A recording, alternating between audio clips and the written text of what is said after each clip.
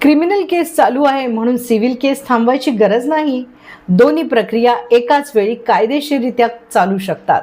नमस्कार मित्रांनो, आज आपण एका अतिशय महत्त्वाच्या कायदेशीर हक्काबद्दल बोलूया. खूप लोक कोर्टाच्या चक्रा मारतात आणि वाट पाहतात की पहिली क्रिमिनल केसचा निकाल यावा, मग सिव्हिल केस दाखल करू शकतो. पण हे पूर्णपणे चुकीचं आहे. त्यामुळे मोठं नुकसान होऊ शकतं. भारतीय कायदा सांगतो की सिव्हिल आणि क्रिमिनल दोन्ही प्रक्रिया स्वतंत्र आहेत आणि त्या एकाच वेळी चालवता येतात. दोन्हीचे उद्दिष्ट वेगवेगळे आहेत. क्रिमिनल केसेस अपराध सिद्ध करणं आणि दोषीला शिक्षा करणं. सिव्हिल केसेस वैयक्तिक हक्क, मालमत्ता, मेंटेनन्स, नुकसान भरपाई, कस्टडी, इंजंक्शन मिळवण्यासाठी. आजकाल क्रिमिनल केसेस 5 ते 10 वर्ष किंवा त्याहून अधिक जास्त वेळ लागू शकतो.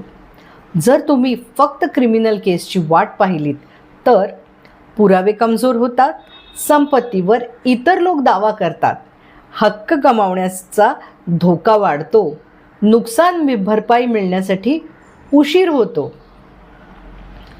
498A डोमेस्टिक व्हायलन्स ॲक्ट मारहाणीचे गुन्हे FIR चालू असली तरी तुम्ही divorce, maintenance, child custody, property share, compensation यासाठी सिव्हिल केस दाखल करू शकता. पतीवर खोटे आरोप झाले असले तर पती एकाच वेळी डिफमेशन व नुकसान भरपाई सिव्हिल दावा दाखल करू शकतो. प्रॉपर्टी डिस्प्यूट असेल तर police complaint plus civil suit for injunctions दोन्ही प्रक्रिया सुरू ठेवता येतात. सर्वोच्च न्यायालयाने स्पष्ट म्हटले आहे, सिव्हिल आणि क्रिमिनल प्रोसेस स्वतंत्र आहेत. एकामुळे दुसरी थांबवता येत नाही. म्हणून मित्रांनो, क्रिमिनल केस संपेपर्यंत थांबू नका. तुमचे हक्क वाचवण्यासाठी आणि योग्य न्याय मिळवण्यासाठी आमच्या YouTube आणि Instagram चॅनलला लाईक, शेअर आणि सबस्क्राईब करा. त्याचवेळी सिव्हिल प्रक्रिया सुरू करा. Justice delay is justice denied. न्यायाला उशीर म्हणजे न्याय नाकारण्या. Fight legally, fight smart.